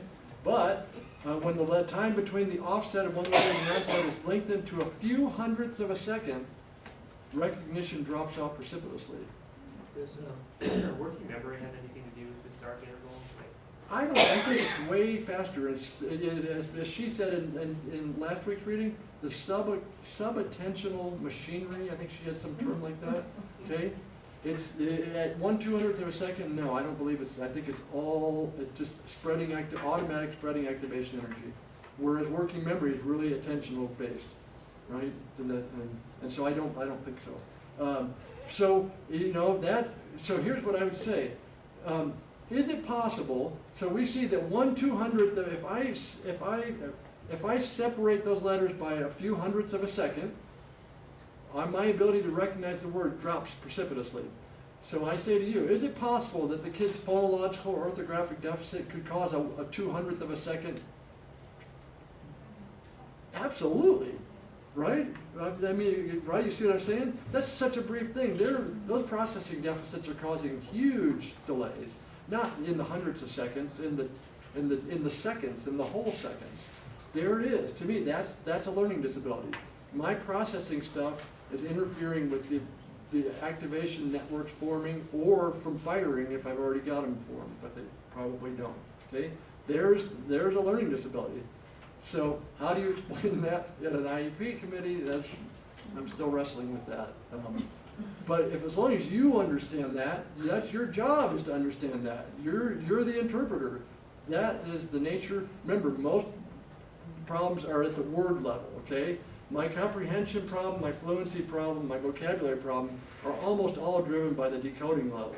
And so if you understand the decoding level, you understand pretty much everything above it. You know, an awful lot about that, okay? It's not entirely, but that's really especially at the lower grades, that's what's driving it, okay? So those processing deficits are causing that they're not firing together, and they're not wiring together, and we're getting these incomplete and weird and wacky networks fired up, or wired up, okay? So the units responsible for recognizing letters become linked by associative units, and so it depends, frequency based. The more frequently these letters are next to each other, they're going to get more and more strongly bound together, okay? So I made this real crude diagram. So T and H, she talks about that in the chapter, right? She had that example of the word the. At the beginning of a three-letter word, T and H, are very frequently together, okay? And so those two, they begin to wire together where just the side of that T will automatically fire the H. You can see the H, right? It's so strongly bound together in that network, okay? Because of that frequency. So Q and M, right, almost never go together, okay, in a word or in a syllable, okay? And so those two actually send inhibitory, like they're turning each other off, as it were, okay? They're not priming each other, making it easier. Their energy that is making it harder. If I see a Q at the start of a word, my brain is saying, turn off the M, turn off the M, it's saying turn on the U, right? And so even though I haven't seen that, okay? Automatically, it's not a conscious thing.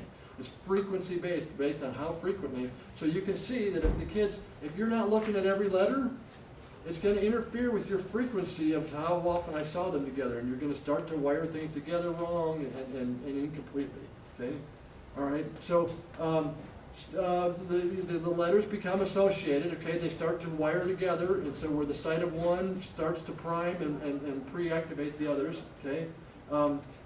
With these associative links, each letter speeds and reinforces the other letters, okay? That's how it's so fast, how you can recognize words so quickly that stuff, that activation energy, each one is contributing. It's not just one, and it's not serial, it's in parallel. They're all firing at once. And that's how you so quickly hit that critical activation level, okay? But that's only if you perceive the letters in the proper order, quickly enough, and enough times that they did wire together, okay? All right, so I call this the second grade hump, okay? The majority of the elementary kids that I test, they've stalled out. The third graders, the fourth graders, the fifth graders, they're up there 2.4, 2.1, 2.7. They stall out in second grade. And I think you guys have seen that a lot. They have a hard time moving past that I call it the second grade hump. So second grade is when typical readers' sight vocabularies become large enough for consolidated multi-letter units to emerge. So that's at the end of second grade where we've started to wire these things together such that we're starting to recognize multi-letter units as quickly as we recognize one letter, okay? But you can only do that if you've looked at each one of those letters a lot of times and you've wired them together. And those kids that are skipping letters and all that stuff, then they're not wiring together, okay? So dyslexics are not forming those multi-letter units, okay? Because they're incorrectly perceiving or they have phonological things. Remember I said a hole anywhere in the tube deflates the whole tire, right? So if you're having problems with one of those processors, it shuts down that automatic recognition process, okay? So a consolidation, that's where we start to recognize multi-letter units, okay? As quickly as we can recognize single letters, okay? When readers correctly process and connect all the letters and sounds in the word, they've moved into full alphabetic. This is the Linnea Airy stuff that we're not going to have time to talk about, these stages. Later on, I got some reports that we'll talk about where that's in there, and we'll talk about that some more. So that's the idea. We've got to begin to wire together words into multi-letter units, and so that we begin to recognize them not as a string of individual letters, but as chunks of multi-letter units, okay? So then there's the fourth grade one, right? That's the more famous one, okay? So it's during fourth grade that skilled readers, so there's I like to think there's two groups that we're talking about. What do the good readers do and what do the disabled readers do, okay? And then we're going to think about the differences. During fourth grade, skilled readers begin to perceive syllables as units, okay? This is the part in chapter 6 where she calls it seeing syllables, okay? And this is the critical part, okay? And this is the part where the letters training, they teach you about the syllable types in the English language, okay? And we'll talk a little bit about that if we have a chance here. Okay, so in fourth grade, typical readers begin to, when they look at a multi-syllable word, they automatically, not consciously, not effortfully, automatically perceive it as a series of syllables, okay? That's because they've wired those letter units together into these automatic units, okay? That fits to me too. You know how in fourth grade, by the end of fourth grade, how the curriculum switches, in fourth grade it goes from reading to learn, learning to read, right, that switch over. There was a reason why the curriculum switches like that, because at fourth grade, that's where you've hit critical mass and you've switched over, and now you're reading for comprehension, okay? You're reading to learn instead of learning to read, all right? So it's only through that inner letter activation energy that words become automatically recognized sight in the inner letter. And so if I'm skipping letters and stuff, then, or if I'm gummed up, visual processing is gummed up, or phonological, or any of that, then they're not going to wire together, right? Okay. The ability to perceive words and syllables as wholes evolves only through complete and repeated attention to sequence of individual letters. I want to point out again the difference between whole and individual. Okay? It's the individual letters that have to wire together. And when that happens, then these chunks start to appear. It doesn't go the other way down. It's not a top-down process. Okay? It's a bottom-up process on this. Once you've got sight word recognition, there's stuff going both ways. But the way you get there is the bottom-up. Okay? So syllable types, this is where I disagree. In her chapter, she says, no, don't even bother teaching syllable types. I disagree with that. Syllable types, that's the, last week we talked about phonological processing and right? The structure of the spoken language, remember that there's sentences and words and syllables and phonemes, right? And we went down through the structure of the spoken language. Well, the syllables is part of the structure of the written language. You've got to learn the structure of the written language because it's a code for the spoken language, right? You need to know the structure of both sides. I believe it's really important that you, well, I think her point in the chapter on this is don't teach syllables. Teaching syllables doesn't make you an automatic syllable recognizer. I agree with that, it doesn't.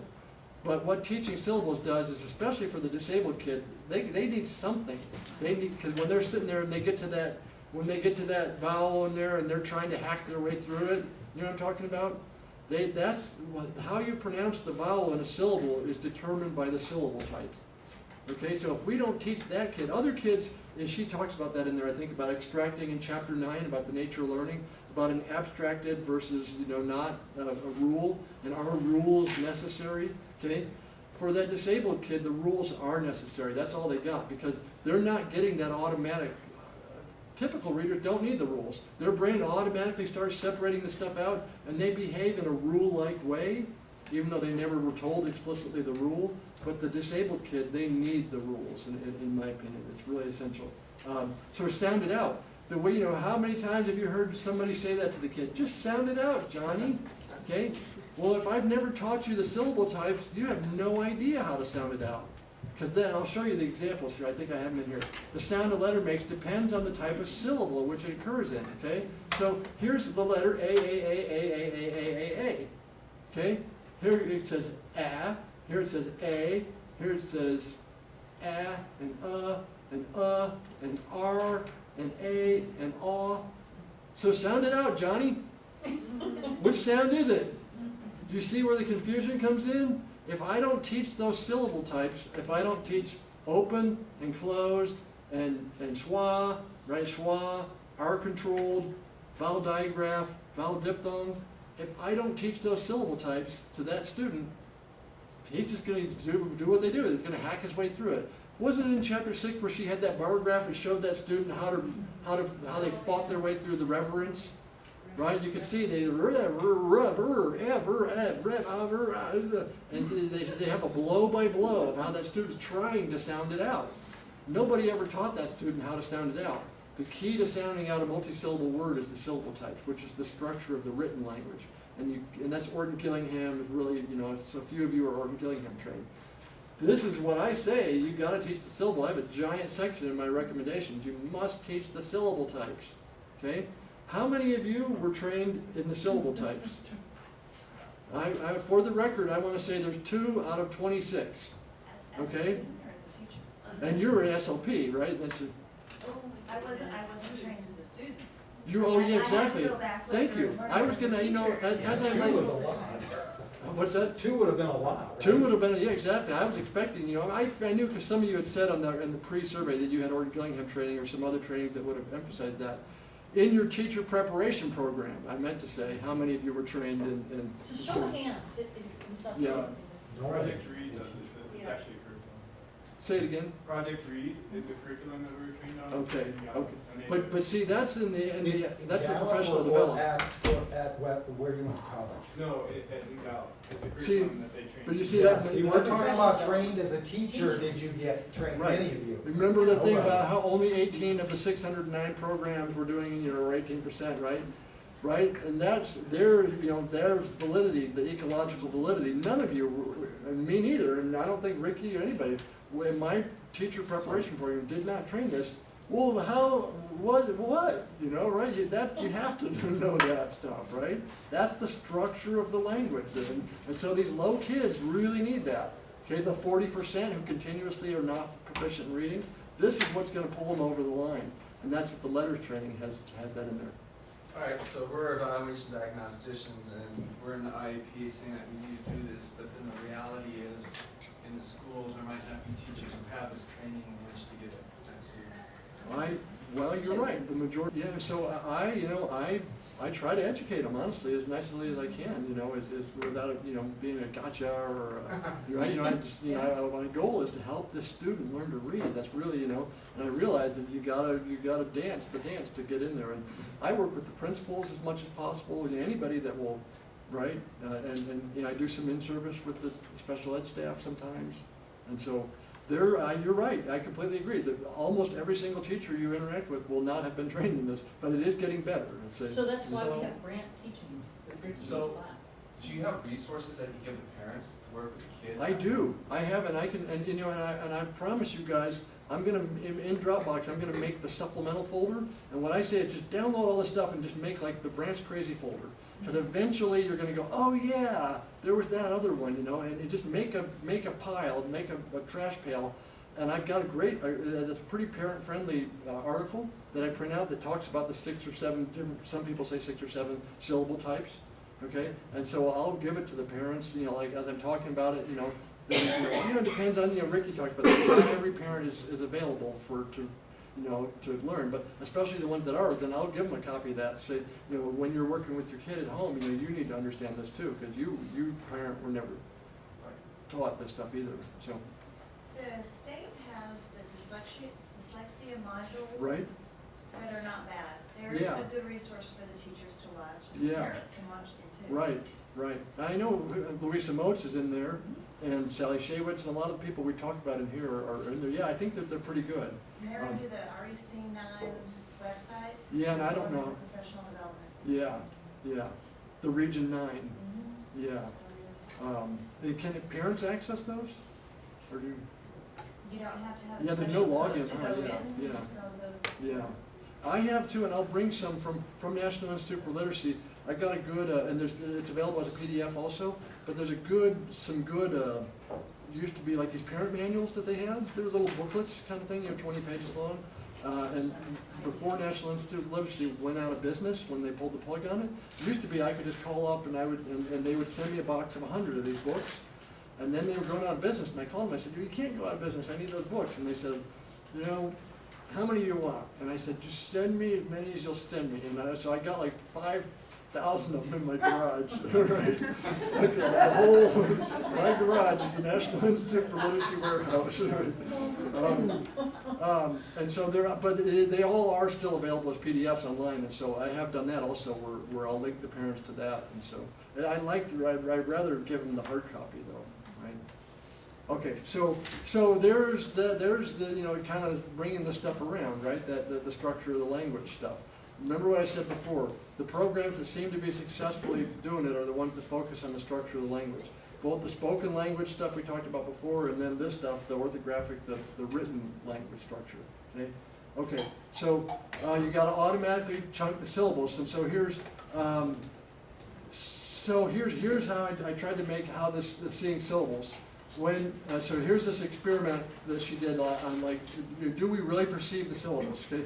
When multi-syllable words presented very briefly, syllable by syllable, so the whole word is never visible, at one time. The words are recognized regardless of the length of the blank interval. You see the difference? Remember before when we were doing one letter at a time? If we had a blank space in there, it let the air out of it, okay? Now, as long as I'm giving them a whole, these are skilled readers who've already hit critical mass. If I give them a whole syllable, I can have as long of a blank interval as I want in there. That thing fired, and it fired correctly, and it's sitting there now. Working memory would be there, right? You know, if I'm right, okay. That to me really proves that inner letter stuff. If I'll give them enough for some inner letter stuff to fire, it will, okay. And what it shows too is that for skilled readers, we've automatically have segmented words into syllables. So that's how we perceive them, in syllabic chunks, not letter by letter. But initially, to get your syllable to cohere, you had to go letter by letter. But once it's cohered, then we have these syllable units. And you can see how that's a lot faster than going letter by letter. Okay? So when the words are presented in non-syllabic strings, this is really interesting. So see how she split it? SP, that's not a syllable. A syllable has to have a vowel sound. That's the rule, right? Okay? And so these ones with that like this, and this one has two vowel sounds, okay? And so one syllable doesn't have two vowel sounds. Each syllable, it can be only a vowel sound, but it must have a vowel sound, and it only has one vowel sound, okay? All right, so when they split it into these non-syllabic, so we're going to give you SP and then ECI, each by itself, look what happened, okay? And so what this is showing to me is that we do automatically perceive the syllables, okay? And then except, and this is when we get back to the inner letter thing, except if you can do non-syllabic strings like this, as long as there was no blank interval between them. Because what happens then, all of a sudden, all my activation energy can link up and it bam, fires it off. Okay, we're back to that. These experiments elegantly demonstrate this to me. And what that says to me is I have to train the kids where they can quickly and accurately perceive every letter in that word enough times that it begins to cohere together into multi-letter units. Okay, that's the name of the game. That's how words switch over to automaticity. And once you hit automaticity, then you can hit your critical mass. You can, if you're fluent, you can comprehend all those things that come along with it. Okay. So here, DR is an onset that's commonly the onset. You know, syllables have the onset, which is the consonant, and then the rhyme, which is the vowel part. Okay. You commonly see that. DN is an onset that's not commonly seen in English, right? Okay. I don't know that any word that starts with a DN and a syllable. And we're thinking in syllable units now too, right? So then, when the reader sees DR on the page, the D and the R send excitation, they activate each other, okay? Okay? When you see D and N, they send inhibitory energy to each other, okay? Right? Those two things are not linked together in a syllable for a skilled reader, okay? So when D and N do occur next to each other, which that does happen, okay? It's across a syllable boundary. This is where she said this is about seeing syllables, okay? So here's examples: midnight, Sydney, right? All these words, okay? D and N do occur next to each other, but they're not firing. What's happened is that they're sending that inhibitory energy to each other, okay? Right? So if you see I split this, I went and split it not like that. Like I stuck D and N back together, midnight, right? Side, knee, and see how it changes the pronunciation? The syllable, this turns this into an open syllable, okay? What it's really supposed to be is a closed syllable, okay? You can see how if you don't, you need the kids, right, when they're trying to read the word like this, re instead of read, okay? That's syllable type stuff. And again, that's where Marilyn Adams said, well, you don't teach the syllables. You do teach the syllables, but the goal of teaching syllables is not that automatic splitting of the word into syllables. It's pronunciation. That's what the syllables drives, okay, in my opinion. Okay, so when D and N, they rarely occur together in the same syllable, right? Okay, so when they do occur, they send that inhibitory energy, and that's what pulls it apart automatically into the syllables. You see how there's this automatic sub-attentional processing that's going on? That to me is a lot of this too, is that I think of it as like putting coins in a slot machine. I can put the coins in, but I can't make the wheels turn. Right? And so that's kind of how I think of these instructional activities. I've got to put enough or the right coins in to make the wheels turn. But there's down there in the black box.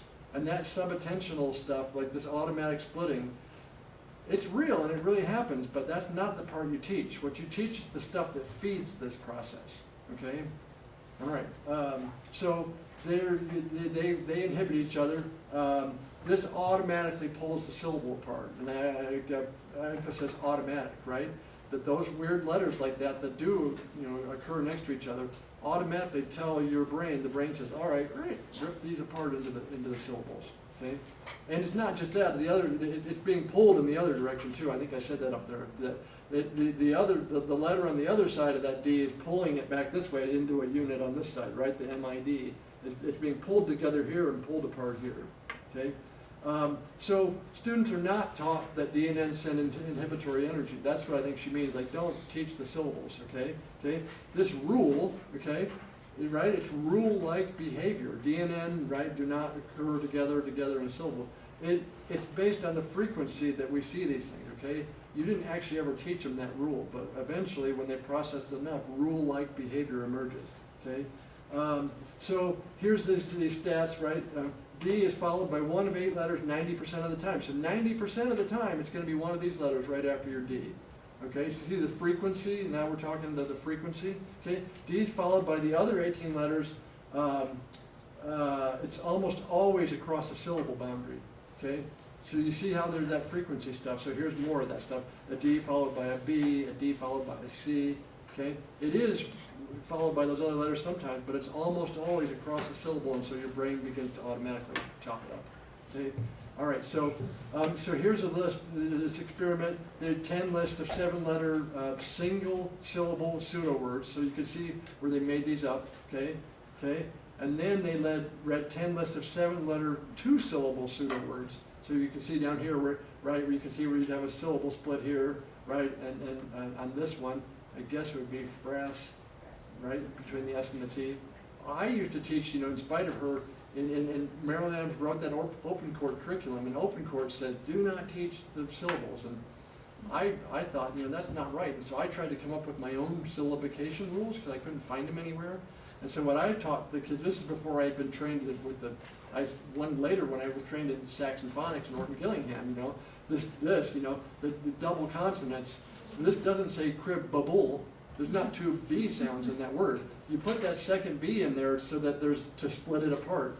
Okay, that's the job. That's why we have these silent letters in our language. They're doing these jobs orthographically to split the word up. Okay, so she had this hypothesis that until students acquired automatic syllable boundaries, the list would be of similar difficulty because they're both 7 letters, right?